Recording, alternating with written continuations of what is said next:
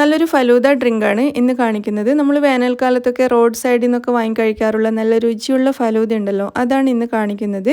അതിൽ അധികം ഫ്രൂട്ട്സ് ഒന്നും ഉണ്ടാവാറില്ല. കുറച്ച് സേമിയ, ജെല്ലി, പിന്നെ റോസ് വാട്ടർ ചേർത്ത പാൽ, ഇതൊക്കെയാണ് സാധാരണയായിട്ട് ഉണ്ടാവാറുള്ളത്.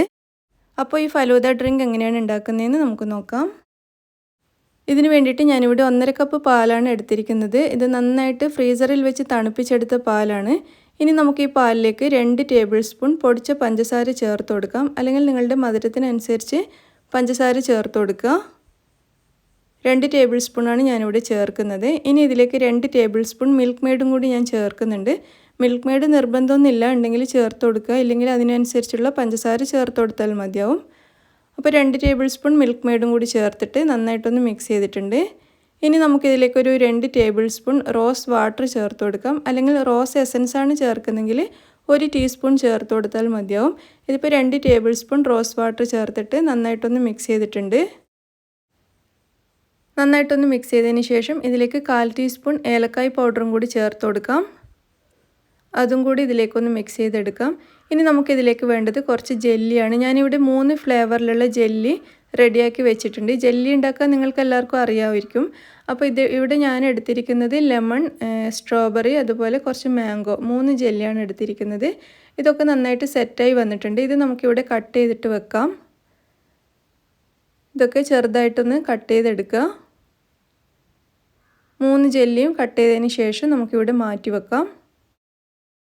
ഇനി നമുക്ക് പുഡിംഗ് സെറ്റ് ചെയ്യാൻ വേണ്ടിയിട്ട് തുടങ്ങാം. അതിന് വേണ്ടിയിട്ട് ഒരു വലിയ ഗ്ലാസ് എടുത്തിട്ട് ആദ്യം അതിലേക്ക് 5-6 ടീസ്പൂൺ ചിയ സീഡ്സ് വെള്ളത്തിൽ കുതിർത്തെടുത്തത് ചേർത്ത് കൊടുക്കാം. ചിയ സീഡ്സിന് പകരം ബേസിൽ സീഡ്സ്, അല്ലെങ്കിൽ സബ്ജ സീഡ്സ്, പോപ്പി സീഡ്സ്, നിങ്ങൾക്ക് ഇഷ്ടമുള്ള ഏത് സീഡ്സും ചേർത്ത് കൊടുക്കാം.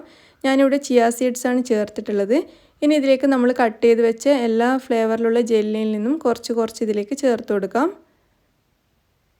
3 വിധം ജെല്ലിയും ചേർത്തതിന് ശേഷം ഇതിലേക്ക് കുറച്ച് സേമിയ വേവിച്ചതാണ് ഞാൻ ചേർത്ത് കൊടുക്കുന്നത്. ഈ സേമിയ സാധാരണ സേമിയ തന്നെയാണ്, ഫലൂദ സേവ് അല്ല ഞാൻ ചേർത്തിരിക്കുന്നത്.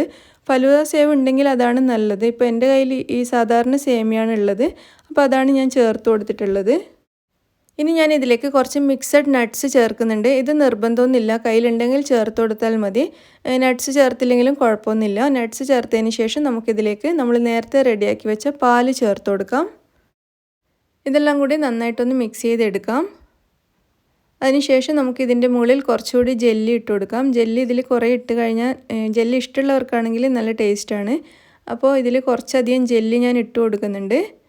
എന്നിട്ട് ബാക്കി നിറയെ നമുക്ക് ഇതിലേക്ക് പാൽ ഒഴിച്ചു കൊടുക്കാം. നമ്മൾ നേരത്തെ റോസ് വാട്ടറൊക്കെ ചേർത്ത പാല്. മുകളിൽ വീണ്ടും കുറച്ച് സേമിയ ചേർത്തിട്ടുണ്ട്. അതുപോലെ കുറച്ച് നട്ട്സും കൂടി മുകളിൽ ഇട്ട് കൊടുക്കാം.